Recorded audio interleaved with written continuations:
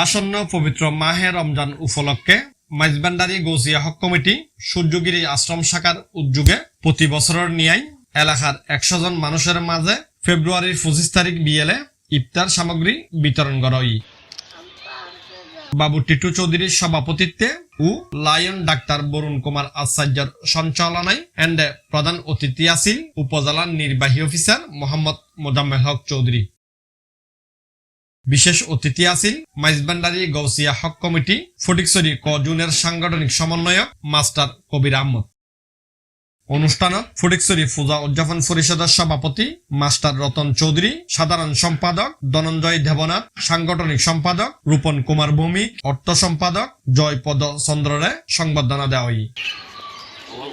অনুষ্ঠানত সূর্যগিরি আশ্রমের উপদেষ্টা পণ্ডিত তরুণ কুমার আচার্য, সহসভাপতি বিপ্লব চৌধুরী কাঞ্চন, রুবেল শীল, সাধারণ সম্পাদক ধীমান দাস, যুগ্ম সম্পাদক কৃষ্ণ বৈদ্য, সহ সম্পাদক সমীর কান্তি দাস, অর্থ সম্পাদক মানিক বড়ুয়া সহ এলাকার গণ্যমান্য ব্যক্তিবর্গ উপস্থিত আছিল।